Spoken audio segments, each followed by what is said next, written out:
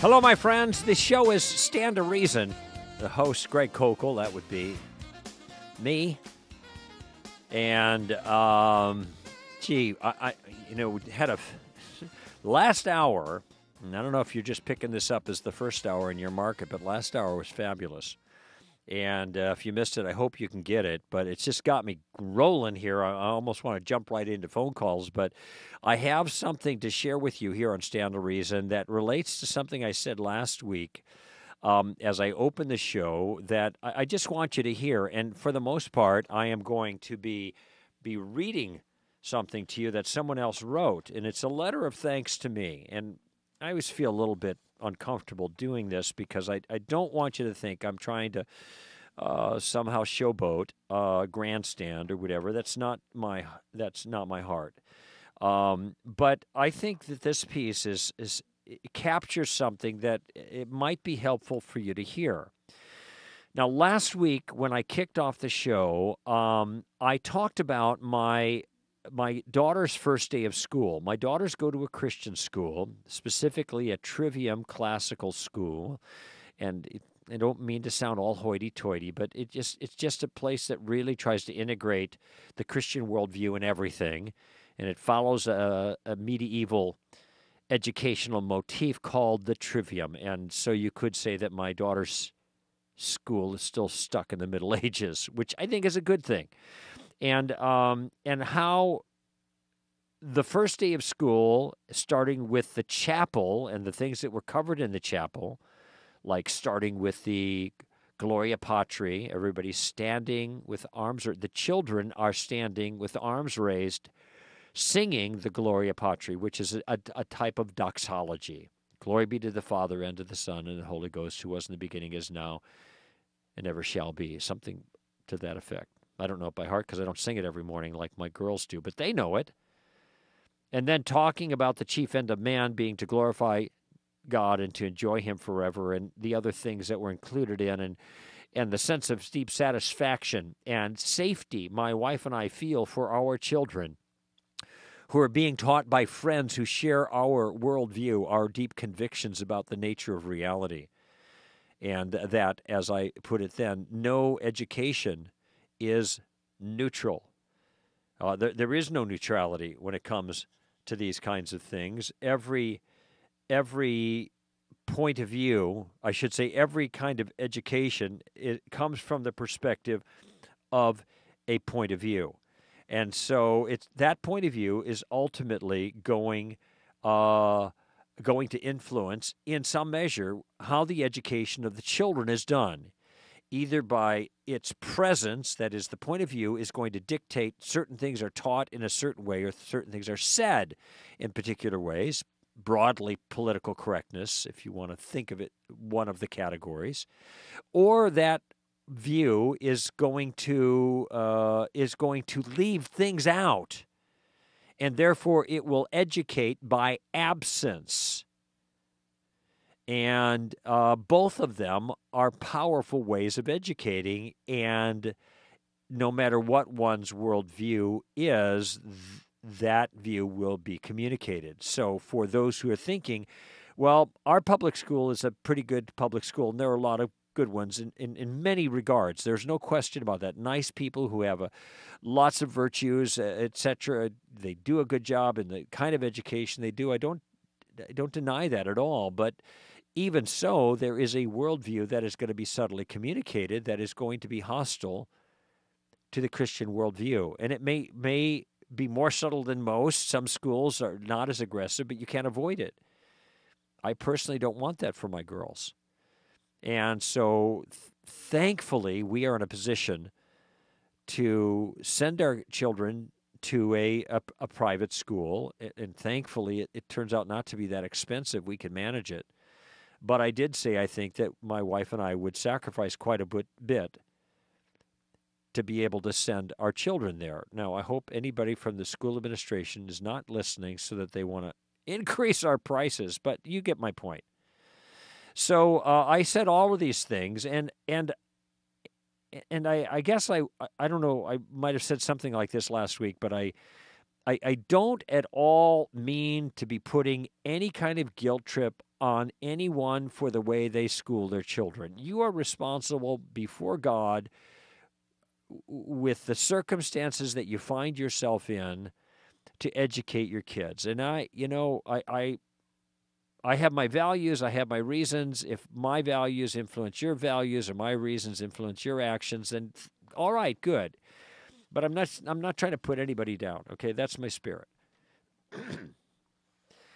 So with that as a backdrop, I want to read to you a letter I received just a couple days ago from a mom who is a Christian mom and who is a homeschooling mom, or at least she's and her husband are setting up to do homeschooling for their children as a way of avoiding the difficulty of having some other worldview influence the education of their children in a way that might be harmful to them. And homeschooling is really hard, it seems to me. Now, I'm sure we have homeschool listeners that are thinking, well, it's hard, but the rewards are fabulous, and it's worth the trouble and XYZ, right? So and others might be saying, yeah, we're homeschooling our kids, but boy, oh boy, it is really a challenge.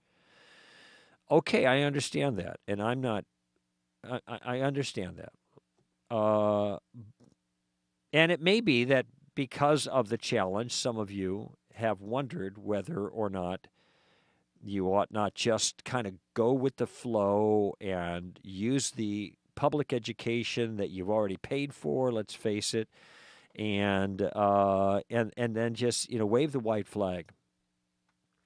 So this was somewhat the circumstance that our listener found herself in, and I'm not going to give you any more introduction. Let me just read what she wrote, and then you can just be served by her thoughts. All right? She writes, Thursday last week was a rough day in Momland. Just Thursday is what I think. But okay, Thursday. I failed to get up and going before my kids, and for me this usually means I am playing catch-up all day. I didn't have an aim for the day. Our baby decided to take the opportunity to eat much more often than usual, and so our routine was out of whack. And my 2 5-year-olds were bored to tears and solved their boredom by bickering with each other constantly. I didn't get a chance to have a meal, let alone a shower, until mid-afternoon, and generally felt like the worst version of myself as a person, mother, wife, you name it. I called my husband in tears, pleading with him, or perhaps with myself, to change our minds about homeschooling that would be starting in a week. I was convinced that not only couldn't I do it, I didn't want to. I watched all my friends on the street happily walk their kiddos to the school bus, which a good family friend is driving this year, wave goodbye, and have a day to themselves to get things done, have a break, run errands without tag-alongs. The ease, the simplicity, the peace and quiet. Now, there are probably a whole lot of you folks that can identify with this, or especially moms. Man, rough day in Momland. She continues, thoughts began to invade, like perhaps I couldn't give my daughters everything they needed for their education, like socialization, or PE, or a reading group, and all the other things I enjoyed about school as a child, but that my girls would not experience in the same way through a homeschool co-op. I started a spiral into imagining that I would perhaps be harming them by homeschooling, and that I would certainly drive myself nuts. Suffice it to say, by bedtime, my heart was heavy about the decision we had already made. As I prayed in the shower the next morning, heart still heavy, I asked that God would break through the emotions and the mental fog and bring clarity and direction for me in regards to school. That he would show me the why, if indeed the classical homeschool co-op is still the best course to pursue at this time, even if it is the most challenging. As I got ready for the day, I decided to listen to a sermon podcast, but for some reason, our church website was down. So I thought I'd double-check the STR site for any podcast I'd missed. Imagine my curiosity when I saw the title of the newest podcast, The First Day of School. So that would be last week's first hour, Stand to Reason's show. And then she writes personally to me, Greg, your words literally brought tears to my eyes and fresh hope to my heart. The truth that there is no such thing as a neutral education struck me to the core. And as I heard you describe the first day's chapel, the instruction and the singing and the praying afterwards, my heart was tenderized with the fresh realization that academics are secondary to what my husband and I really value in our educational aim for our girls. It is the development of the soul, providing a firm foundation not only for this life but for the life to come. That's our highest priority. The weight of this responsibility is at times crushing, but I believe that God crushes us to rebuild us into his likeness, and that he promises to carry the burden with us. Let me be crushed, she writes, and rebuilt for my children, the most precious of burdens I will ever carry.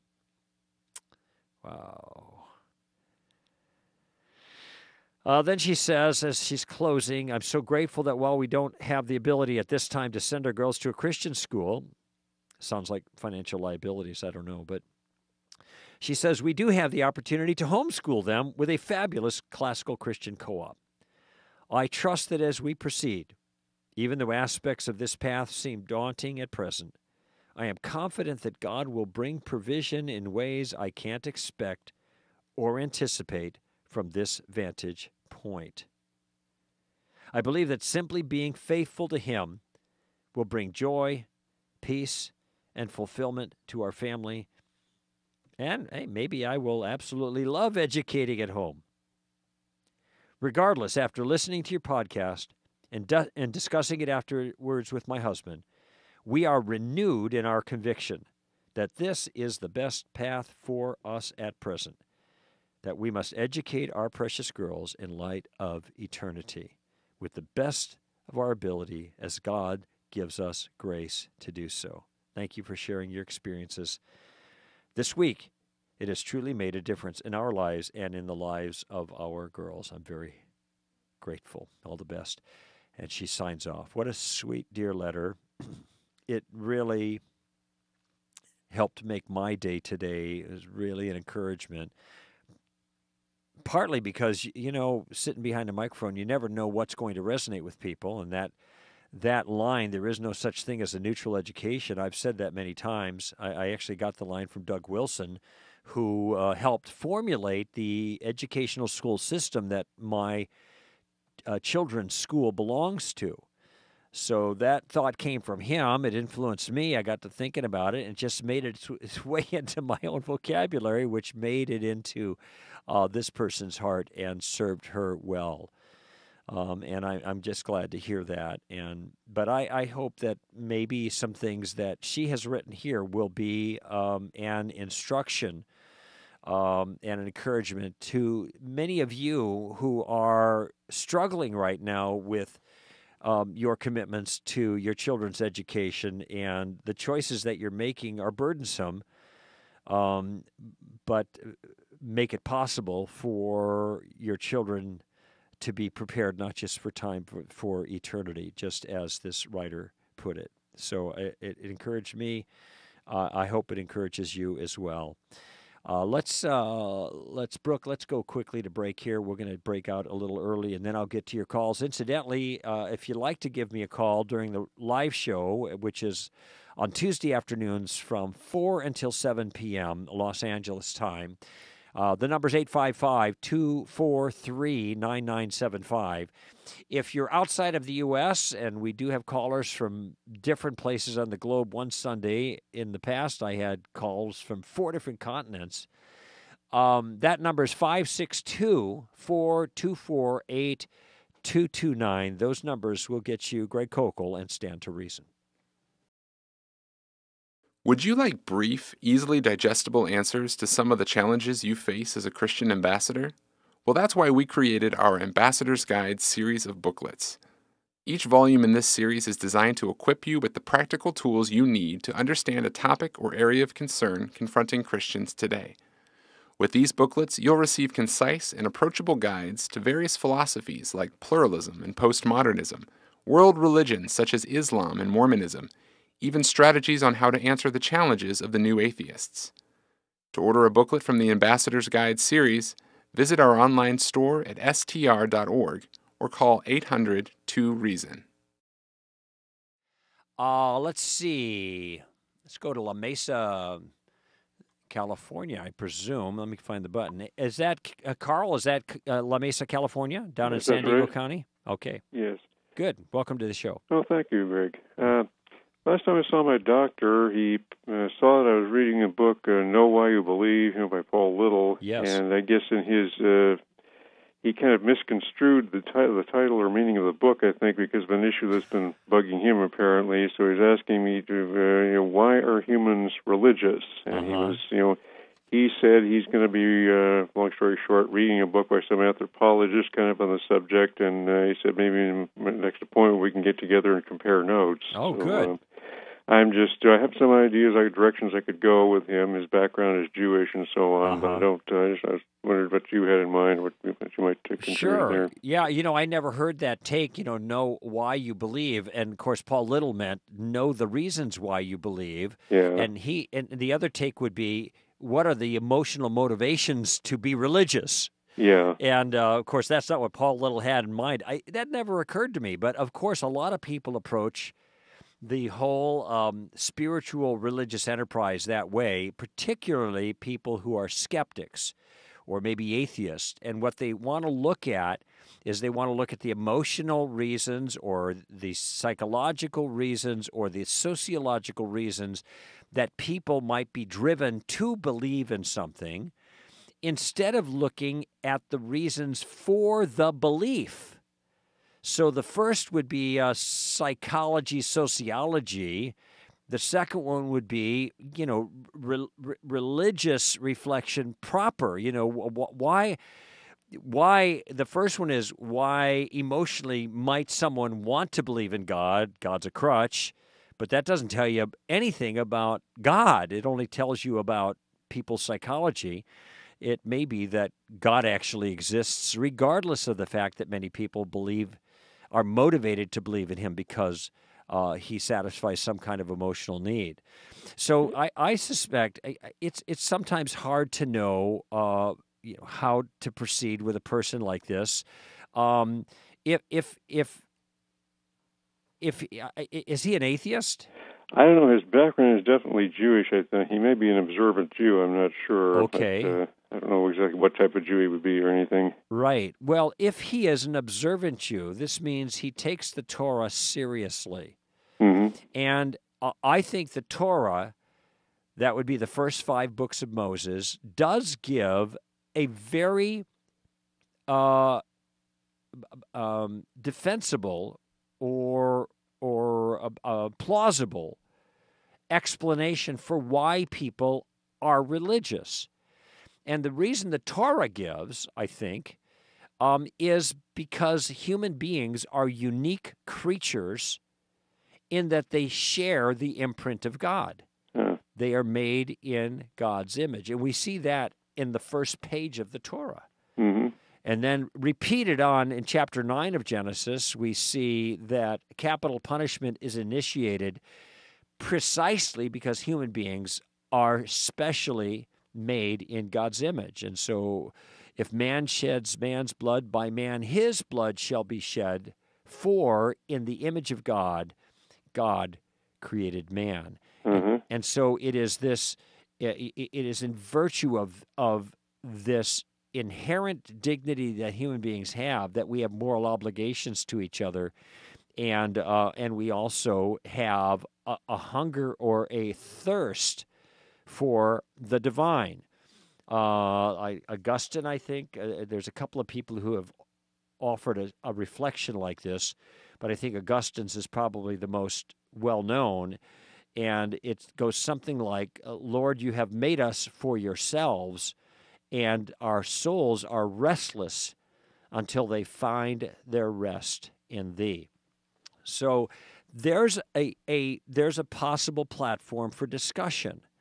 Why is it that human beings are religious? Why is it that it is unique among human beings that there is this thirst for the divine?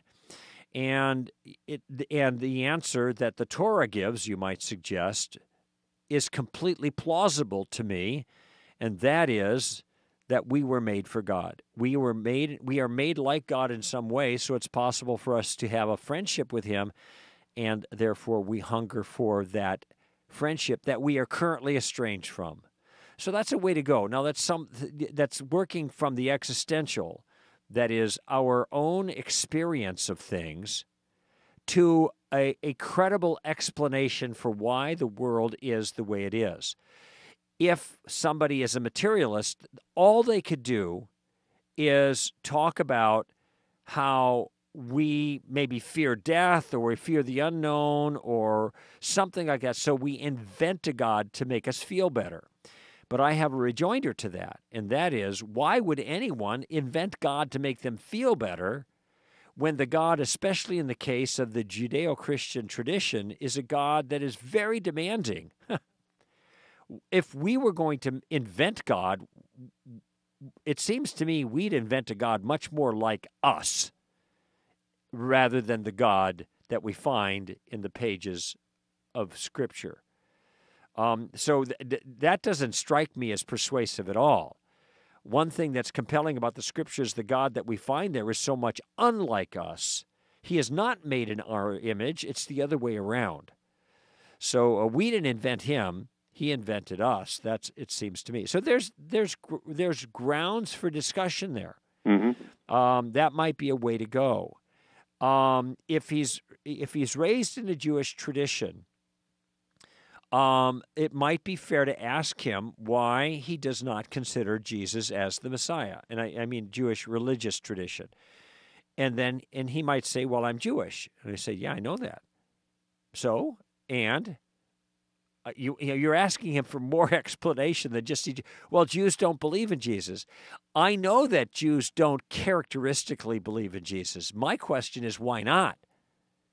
And so you want to kind of, if this is a direction you're going to go, you want to try to get past the kind of cultural excuse that he might use and try to get down to bare bones. What is the reason? There must be a reason that you guys don't think that Jesus is the Messiah. Mm-hmm. And then he might say, well, give me a reason why I should think he is the Messiah. And then you could say he rose from the dead. Now, this is a claim that is a controversial claim that needs some defense. And this is where you can get different books that are on the market. I don't know if you're in apologetics books and whatever that I think are really, really good. Lee Strobel's comes to mind, The Case for the Resurrected Christ, I think is the title. And it's a very handy argument that he outlines there that can be used. But see, this allows you to go something very specific that can be defended from the historical texts without getting into a lot of theology. Mm-hmm. You know, well, because Jesus rose from the dead.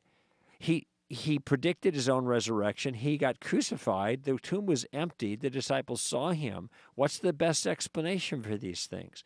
No other explanation is going to work. It's not going to be plausible except for the one that the disciples themselves gave. He who is dead is risen. And if he rose from the dead, that pretty much seals it as far as messiahship. I mean, what more could a person ask for in terms of credibility, of evidence? What more could a person ask for than a resurrection? And if you can get on to the topic of the resurrection, he's willing to talk about it. I'm presuming that your friend is willing to engage you in thoughtful discussion about these spiritual matters. Yes. Yeah, well, that's good. Well, then you've got a very precise thing to discuss. Is it reasonable to believe that Jesus of Nazareth was dead at one point of time and alive at some point of time afterwards? That's the only question. And once you can figure that out, it seems to me, I mean, if you answer that question, if you're able to answer it yes, based on the evidence, it seems to me that that has theological significance. And you can move from there. So there are a dozen ways you could go with any person, maybe more than that. I mean, dozens of ways. But I just two have come to mind since we've been talking. And given that he is some kind of religious Jew, and he's asking the question about why are people religious, you can point him back to the Torah and say, well, there's an explanation right there. Because God made us for himself.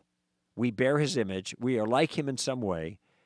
And just like you and I, Carl, are attracted to other human beings in a way that's unique, that we are not attracted to other creatures. They are like us.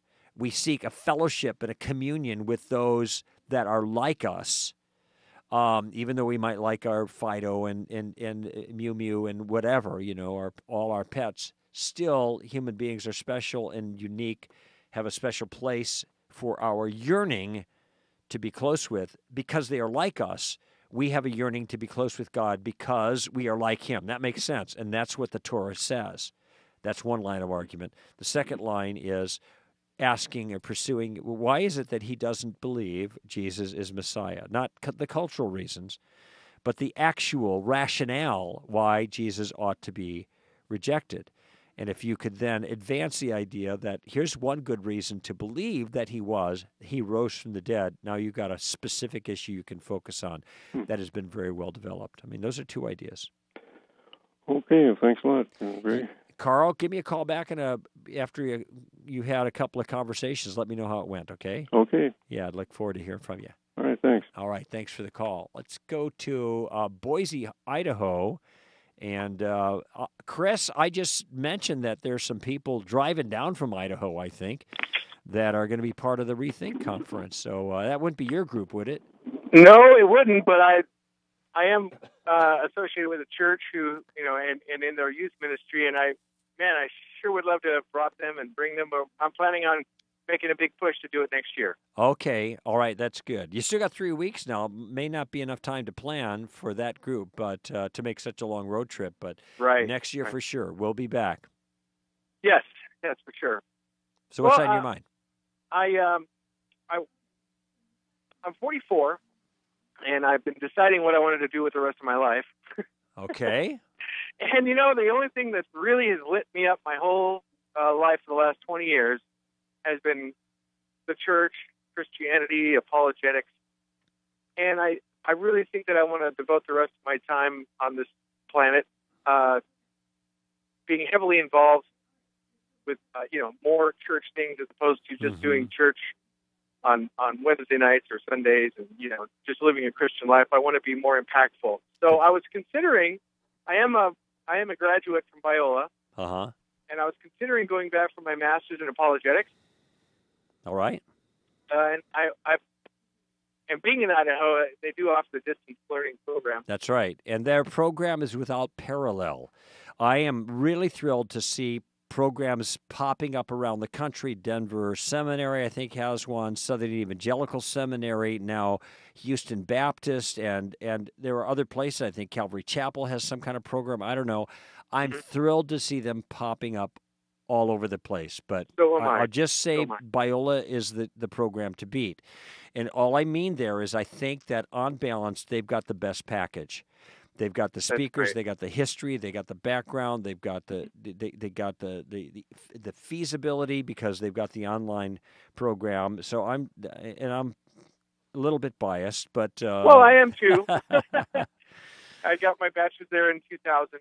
Yeah, so I'm also thrilled that you're gung ho and being part of the active third column there with your boots on the ground and making a difference in your community. Good for you. That's right. Well, thank you. And it's a large part of that belongs, goes to your credit because I've been a Timothy to your Paul for many, probably a decade or more now. Thank you. That's sweet. We're glad to hear that. The other question I had was, what do you think about, because there have been other schools who offer an MDiv. Right. And do you think how might it be better used or better more useful in the kingdom? Would I be sure as far as marketable skills? Right. Well, that last phrase was an important one, and you had not mentioned that yet, the marketable skill. In fact, I was thinking when you're saying I want to devote the rest of my life, to be significantly involved with the local church and apologetics, I was thinking to ask you, I hope have you figured out a way you're going to make a living while you do that, because having even a master's degree in apologetics is not necessarily a meal ticket. And so that's a separate question. And Right. It is a rare circumstance, I think, that people who get training in apologetics are able to ply their trade and make a living at it. Now, with the recent development of Ratio Christi, which is a new organization on campuses now specifically devoted to the task of apologetics in the local life of the Christian on campus and influencing the non-Christian, this has opened a lot more doors for people with training in apologetics to, raise their support and be a part of an apologetics ministry. But so that's a good development from a professional perspective. But if you're asking now, what's the best way to make a living? Well, an MDiv, that's a master's in divinity. And let me just back up and clarify. There are masters in apologetics. There are masters in theology. That's an MA theology. Right. And there are masters in divinity. Here's the difference between the last two. In the masters of theology, you get lots of great theological training. In the masters of divinity, MDiv programs are specifically designed to put you in the pastorate. And that means you're going to have to develop skills unique to pastoral work, particularly to pastoral preaching, which means if you get an MDiv, you got to get the languages. You're going to get a lot of training in Greek, and you're going to get a lot of training in Hebrew. You got to have it if part of your job on a regular basis is going to the text and preaching and teaching. So the big difference between the MDiv and the MA is the languages. If you do not want to be a professional preacher, but you want to be involved in full-time ministry, then an MDiv is not your choice. It might be an MA theology. It might be an MA in apologetics, but it's not going to be an MDiv because you're going to learn a bunch of stuff. You have to spend a lot of time studying stuff you really probably will not use on a regular basis. And the result of that is it will atrophy and you will lose all of that effort that you put into it, just like I did for my 2 terms of Greek. I appreciate that because I do want to spend more time, with the people, counseling and assisting it, right, helping people at discipleship situations. Whereas I don't know if Hebrew and Greek would be as useful in those situations. No, if you're going to be a head pastor, that's one thing. If that's what your long-term goal is, I think you'd be better served in probably, especially given the sentiments you've expressed, I think you'd be better served getting an MA in apologetics because at Biola, and you're going to have to look closer at the program, I can't tell you for sure, but at Biola, you're going to have elective courses. I don't know what their core looks like. If their core requires certain theological courses, I should ask because Amy, you have a MA in apologetics from Biola, right? Does the core require Theo 1, Theo 2, Theo 3, that kind of stuff, or are those taken as electives? That's part of the core. She thinks it's part of the core. So in any event, there are always going to be electives in any coursework, so you can supplement your apologetic material with theological material if you like, in addition to whatever core is required there at Biola theologically. Point being, if you get an MA apologetics, you're going to get apologetics and theology, and you won't have to mess with the languages. Pardon me. You're going to get them both. And here's what I think that's going to do.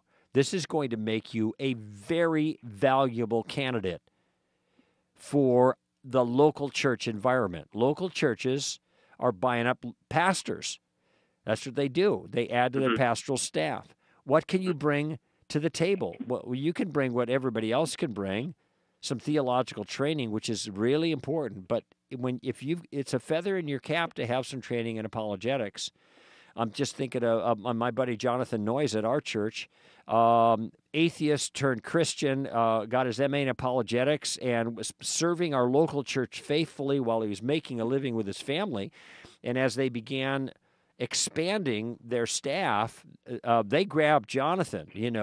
That was a no-brainer because he was faithful to the local church, giving his time, helping where he could, blooming where he was planted. You probably heard that before. I have. I've just had. Well, that's another story. Okay. Yeah. And so when the opening came up, here's a guy that could meet the need, and he has some teaching skills too. And so he'd filled in a few times as a fill-in speaker for the pastor, and so they grabbed him, and now he fills in still for the pastor. Now I think he's in charge of the local Ratio Christi at Pepperdine University, which is just over the hill from where we're at. So this guy is, he is one happy camper right now because he paid his dues and he was faithful in the little things, and when an opening came up, he got snatched up. And that's a great example of trying to develop. So a person who's willing to develop themselves and develop their craft, bloom where they're planted, and and rise to the top. And I think that probably from what you told me and what your sentiments are, if you get an MA in apologetics, it's going to make, and then you begin to bloom with that wherever you happen to be.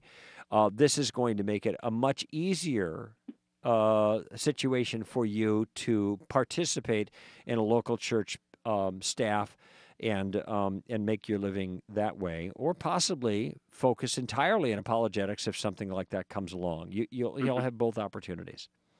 Great. Make sense? I appreciate the time. All right, Your Chris. advice. Yeah, it's great talking to you, and stay in touch, all right? I will. Thank you. Okay, appreciate that call. Let's go to break. I'm Greg Koukl. This is Stand to Reason. You can find STR on Facebook, Twitter, Google+, and Pinterest. Interact with STR staff, post comments, get involved with other like-minded Christians. Want to know what is going on with STR? Speaking events, new podcasts, resources, and articles? Follow STR online. You can find all of our social media connections at str.org. Reasonable, sensible, fair discussion. That's what I'm after here. Stand to Reason. Greg Koukl, your host, and lots of folks in line here. Let's hear from. Why don't you pull Chris down so I don't say the wrong name here? And it's Orlando, Florida. Dana, hello, sir. Or hi, ma'am. Sorry. No. Okay, I got a new recruit in here for Melinda, so she didn't put the sex symbol up there, so I know Dana's not a guy but a girl. My apologies, ma'am. That's okay. Okay, glad to have you aboard. Thank you, Greg.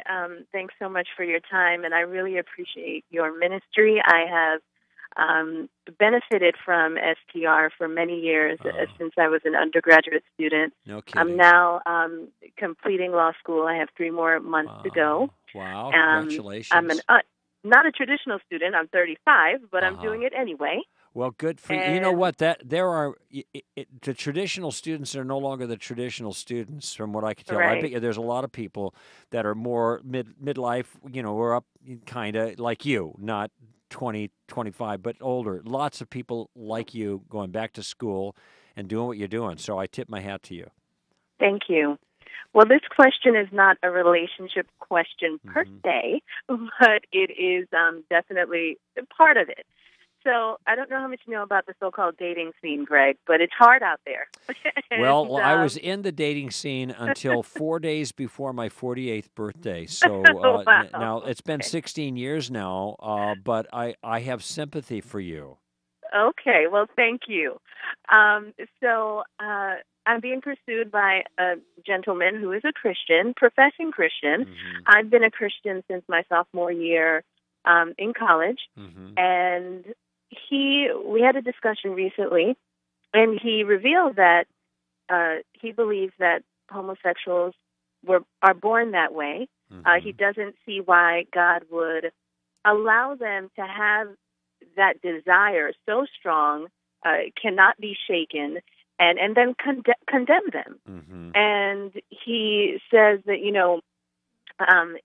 he's persuaded by that. And I have a totally different view. Yeah. I believe in morality. I believe in sin.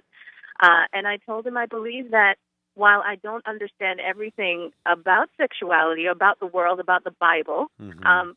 I have this conviction that there is a better way and indeed a best way. Mm-hmm. And that is for a man to be with a woman. And I said, so, I explained that just because I have that conviction doesn't mean I can't love homosexuals. Right. I don't love them.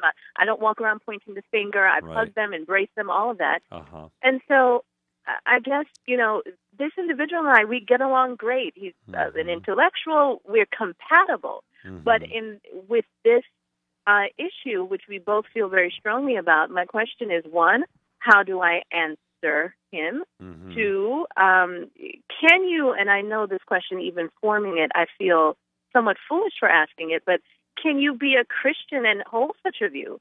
Yes. And, well, simple answer there is yes. Okay. So I'll Okay. dispatch with that right away. But then there's the other question is, regardless of that, there's a question about, in a sense, deeper or ultimate compatibility given these spiritual differences, I imagine, right? Well, sure. Okay. Now, let me just deal with these quickly. I'm looking at the clock and it's ticking here. I think I've got about 10 minutes, and a lot of ground to cover. So I want to do your question justice. Born that way, okay? He is convinced they're born that way. It is entirely fair, and you'll be on very familiar ground here given your legal training. It is entirely fair to ask this person what it is that has convinced him that homosexuality is constitutional, that it's built in to the genetic structure or something akin to that, into the way you're born. I did ask him. And he said, pardon me, he said what? He said two things. One, he's well-read, so he reads a lot of science, a lot of research. He said there's research fairly recent that suggests it is genetic. And then two, he's provided me with a lot of anecdotes. He says, look, Dana, I have a lot of people I've known over the years who are thriving, happy, they've adopted children, they're in homosexual relationships for many, many years, and I just don't see why. They tell me, look, this is who I am. I can't love a woman. Or, Wait, okay, but I'm just going to back up for a second, because the question is, and so we're just going to stick, objection, counselor, we're going to stick here with the point. The point is, the question is, what are the reasons he thinks they were born that way? Now, I understood the first point. That's in play. But the second one is, and I've known many, many people who are very, very happy and have strong convictions they could never feel any differently, and blah, blah, blah. Irrelevant to the question, counselor. It is not relevant to the question of whether or not they're born that way, that they now feel like they can't change and they're very happy. That may answer a different question, but that's not the question on the table. Okay. Is this person a fellow law student with you? No. Okay. All right. Well, I'm just playing along here, for fun. But you get the point here. The anecdotes do not serve to answer the question.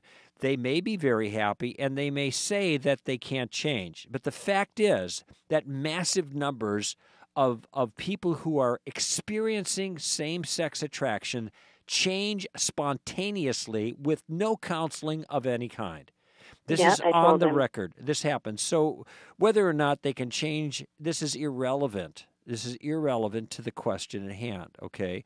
Now, as far as the research, I am, and look, we and Alan Schleman especially traffics a lot with this, but the research is decisive that homosexuality is not genetic.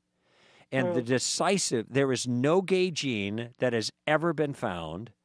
And the twins study that identical twins that share the same genetic thing show decisively that it is not genetic. Now, I can tell you a website to go to. The acronym is NARTH. NARTH. Yeah. Okay, NARTH. I don't know what it stands for. I just remember Yes, the acronym. I'm familiar. Okay, but they're going to familiar. give you, the guy who's a principal there, literally, and I'm using the word literally, lives within walking distance from my house. My wife and I had dinner with him about 6 months ago. You can walk to his house. You know, I used to jog basically right past it when I'd run in my neighborhood. But that guy, and I'm trying to think of his name. I'll think of it in just a minute. But he works with people with same-sex attraction. This is what he does for a business. His name is anathema in the academic community because they hate people who say what he says. But he's got the facts on this, and there is. We are learning more and more about what the cause is. It is developmental. It isn't like somebody just woke up and says, "I think I'll be homosexual today." It's not choice. It is developmental, like most psychological dispositions. It is not genetic. So he's just flat out wrong there, but you're going to have to get your chapter and verse squared away, or else he's not going to listen to you. But even if it is genetic, look, there are thalidomide babies. Remember them from the 50s where mom took the thalidomide and then she had babies? Yeah. She had genetic mutations, okay? The babies were born without arms or legs. Is that genetic? Yes. Does that make this good? No.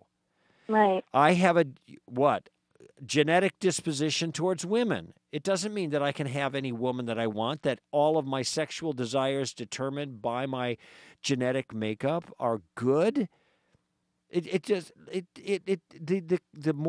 connection is not there. You can't get an ought from an is.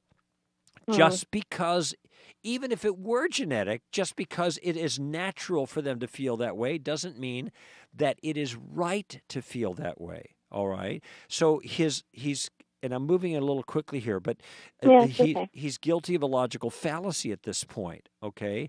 Now, the real question, if he is a Christian, Nicolosi, thank you. It's Joseph Nicolosi, Nicolosi, Joseph Nicolosi, and he's got a son named Joe, who also is in the business, and he showed me stacks of letters written from clients who had unwanted same-sex attraction, who no longer have it, and he showed the pictures of their wives, in the case of male homosexuals, and their families.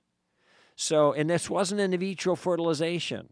This is the regular way, all right? So I mean, let's first tell the truth, then give your opinion, is what Dennis Prager says. The facts of the matter are, it's not genetic and it's not immutable, period.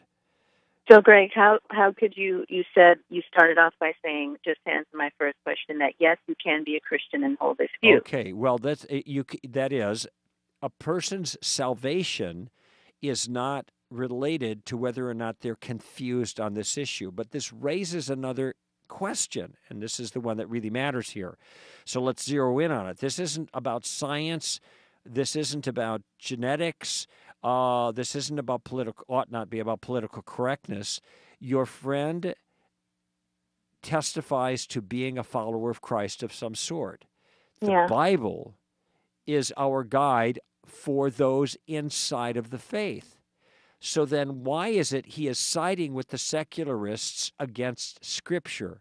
That is the most important question for you. Well, he answered that actually, Greg. All right, I'm curious. He said that he has a very high IQ, okay? So he's the type to really dig and think critically and read a lot. So he said, Dana, I'm a Christian. I believe the Bible, but I've read a lot about the Bible. I know how it came together, and I just feel that, it has to be read in context of the times it was written. Of course. Not everything in there we take literally. So he has that approach. And so he's open, because he's very much a critical thinker, he's open to the possibility that, listen, what may have been said in Leviticus, maybe it's just not pertinent now, or maybe it doesn't apply. Okay, that he is exactly right in principle on all of those things. But it isn't just Leviticus. It is Sodom and Gomorrah. And then Leviticus. Sodom and Gomorrah is before the law. In Leviticus, what Leviticus says is, don't do these things that were done by the people that I drove out before you. These are not Jews. These are Gentiles. They were told, and if you do these things, I'm going to drive you out too. And that's pretty serious. That doesn't seem like it's tied to the Levitical priesthood or anything like that. And it's also in Romans chapter 1. And it's tied to the order of creation. And it's crystal clear there that the man disregarded the natural function of the woman, is the literal rendering. God made woman for man. Man denied that and turned to other men to satisfy that. Paul identifies that in Romans 1 and there in 1 Corinthians chapter 6 as well. This isn't just a stray verse that can be misunderstood. He's right in principle on all the things you said. You must read it in context. You must understand it in the context of the culture. Just because it's in Leviticus doesn't mean that it applies to us today. True, but you still have to deal with the specifics. Then you have to go back to the text, read them in their context, understand the circumstances in which they're written, and the fact that, just because it's in Leviticus doesn't mean it's for us. And even with all of those things taken into consideration, homosexuality is condemned by God. And the reason it's condemned because of what Jesus says from the beginning, and I just got to close with this, and maybe you can call back another time, we could talk about it more. But the reason that it says that Jesus says in Matthew, he says, from the beginning, it has not been this way, but man, they were created male and female, okay? And where the two become one flesh, and what God has joined together, let no man pull asunder. So therefore, you've got it. Jesus says it clearly. Did Jesus say anything about homosexuality? There it is. God's plan is a male and female, one flesh, never torn apart. Nothing else in the Scripture is approved by God sexually, marriage-wise. That's from the lips of Jesus. So he's not going to be able to get out from underneath this. Incidentally, let me recommend a book for you by Michael Kruger, who's been on the show before, Kruger. This is a book on the canon, all right? And I appreciate the intelligence of your dear friend and all his study. The problem is, it seems to me, is that his intelligence and his study are not serving him well to come to sound answers so far regarding this issue. And also, this will have ramifications for other issues. That is, theological and conduct issues related to sexuality that you need to be asking yourself. Is his method of understanding these ultimate issues going to create other problems for you theologically and morally down the line? I don't know. I can't answer that. You're going to have to answer that for yourself. But Dana, thank you so much for your question, and God bless you. I want to hear back from you before too long, and we'll see if we can explore this more. That's it for this hour, friends. Thanks for being with me here on Stand to Reason.